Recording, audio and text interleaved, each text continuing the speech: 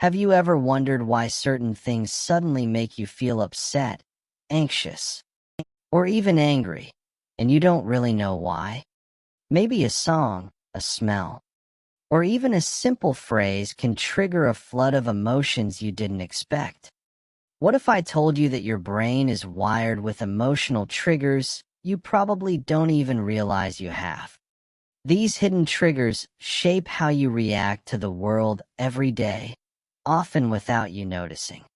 Today, we're going to explore the emotional triggers you didn't know you had, why they exist, how they work, and most importantly, how understanding them can help you take control of your feelings and reactions. Let's start with a surprising fact. Your brain is constantly scanning your environment for emotional signals, even when you're not aware of it.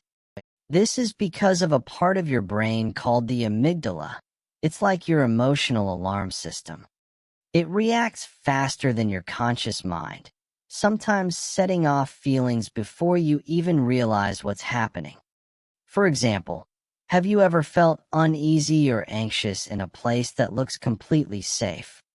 That's your amygdala reacting to subtle cues, maybe a certain smell or a tone of voice that your conscious mind doesn't pick up on. It's like your brain is protecting you, but sometimes it overreacts. One common emotional trigger is related to childhood experiences. Imagine hearing a certain phrase or seeing a particular gesture that reminds you of a difficult moment from your past. Even if you don't consciously connect the dots, your brain does. This can cause sudden feelings of sadness, anger, or fear. Here's a quick story. Sarah always felt a rush of anxiety whenever her boss raised his voice, even though he was never angry with her. Later, she realized it reminded her of her father's yelling during childhood. That emotional trigger was buried deep but still powerful. But emotional triggers aren't just about negative feelings. Sometimes, a simple compliment or a kind gesture can trigger joy or confidence because it connects to positive memories or beliefs about yourself. Another fascinating trigger comes from social cues. Humans are wired to respond to social signals like facial expressions, tone of voice, and body language. A slight frown or a sarcastic tone can trigger feelings of rejection or embarrassment, even if the other person didn't mean it that way. Have you ever felt hurt by a friend's joke that seemed harmless to them? That's your emotional trigger reacting to perceived social threat or exclusion. Science shows that these triggers are deeply connected to your brain's emotional memory system. When you experience strong emotions, your brain stores those memories with heightened detail. Later, similar situations can reactivate those memories and the emotions tied to them. But here's the good news. Understanding your emotional triggers gives you power. When you recognize what sets off your feelings, you can pause, reflect, and choose how to respond instead of reacting automatically. One practical way to do this is through mindfulness, paying attention to your feelings without judgment.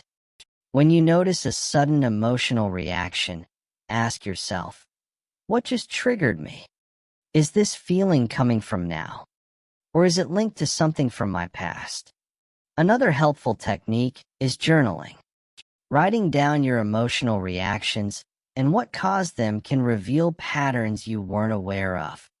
Over time, this awareness helps reduce the power of those triggers.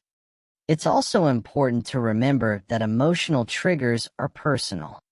What sets off one person might not affect another at all. That's because our brains are shaped by unique experiences, relationships, and beliefs. So, how can you start identifying your own emotional triggers? Begin by paying attention to moments when your emotions feel intense or confusing. Notice what happened just before, a word, a look, a situation. Over time, you'll start to see patterns. And don't be discouraged if this feels uncomfortable. Emotional triggers often point to areas where healing or growth is possible. Facing them can lead to greater self-awareness and emotional freedom. Before we wrap up, here's a quick challenge. Next time you feel a strong emotional reaction, pause and ask yourself what triggered it.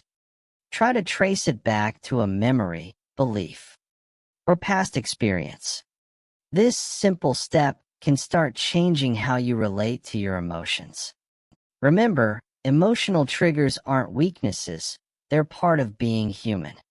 They connect us to our past and help us navigate the present.